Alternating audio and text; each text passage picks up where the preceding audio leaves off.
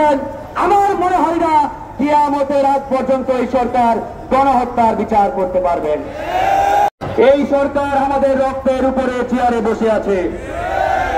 সুতরাং এই সরকার যদি মনে করে যে আমরা ক্ষমতার চেয়ারে বসে হাসিনা যেভাবে এই দেশকে লুটপাট করেছে, আওয়ামী লীগ যেভাবে এই দেশকে ফ্যাসিবাদী শাসন ব্যবস্থার মাধ্যমে একদলীয় বাকশাল কায়েম করেছে, ঠিক একই মডেল অনুসরণ করে আমরাও চালাবো, তাহলে আমরা বলতে চাই আমরা কিন্তু জীবন দেওয়া পাবলিক। রাজপথে জীবন দিয়ে রক্ত দিয়ে এই বাংলাদেশকে ফ্যাসিবাদ মুক্ত করেছি। সুতরাং আগামীতে প্রয়োজন হলে আবারও রাজপথে রক্ত ঝরাতে এক বিন্দু পরিমাণ দ্বিধাবোধ করব না। প্রিয় বন্ধুগণ, আজকে ডক্টর মোহাম্মদ ইউনূসের প্রতি আমাদের অগাধ আস্থা এবং বিশ্বাস ছিল।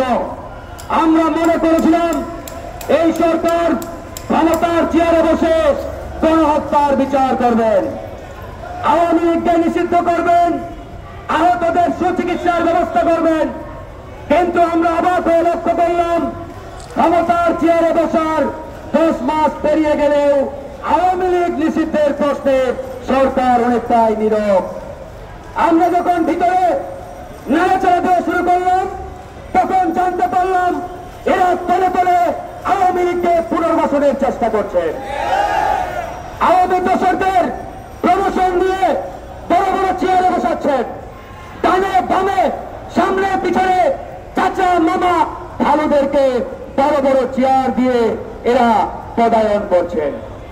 আমরা স্পষ্ট হয়ে গেলাম এদের মাধ্যমে আওয়ামী লীগকে কোনোভাবেই হয়তোবা পাকড়াও করা সম্ভব হবে না।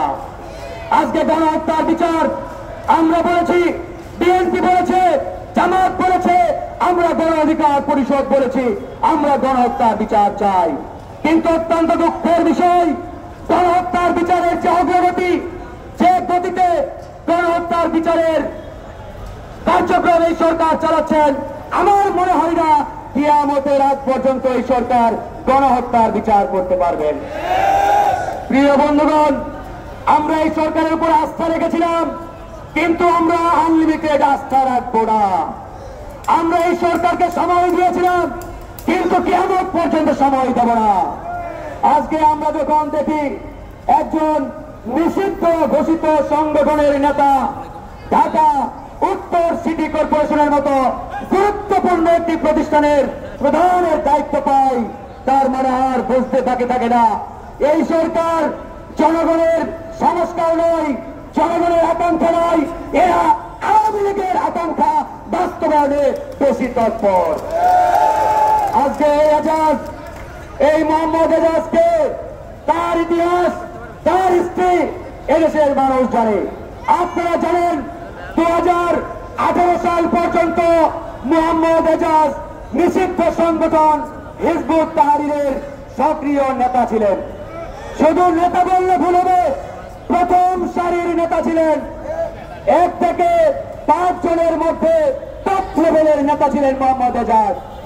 এই হিজবুত তাহরীর করার পরে একাধিকবার তাকে গ্রেফতার করা হয়েছিল, সে জেলে গিয়েছে। এরপরে আওয়ামী লীগের সাথে যোগ সাজস করে জেল থেকে বেরিয়ে আওয়ামী লীগে যোগ দিয়েছিলেন। 2023 সাল পর্যন্ত আওয়ামী লীগ করেছেন।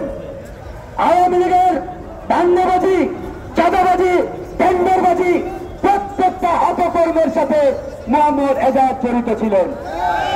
এরপরে হঠাৎ করে আন্দোলন সংগ্রাম শুরুর পরে খোলস পাল্টে এই সরকারের নব্য বিপ্লবী, যাদেরকে আমরা বলি 2 দিনের বৈরাগী, সেই স্থানীয় সরকার উপদেষ্টা আসিফ মাহমুদের সাথে তলে তলে গোপন চুক্তি করে এই এজাজ আজকে সিটি কর্পোরেশনের জমিদার বনে গেলেন। প্রিয় ভাইরা আমার, আপনারা বলেন কোন আওয়ামী দালাল নিষিদ্ধ সংগঠনের সদস্যকে এই সিটি কর্পোরেশনের চেয়ারে আমরা মেনে নেব কিনা? যদি আমরা মেনে না নেই, আজকে থেকে সিদ্ধান্ত নিতে হবে এই এজাজকে এই সিটি কর্পোরেশন ভবনে আমরা প্রবেশ করতে দেব।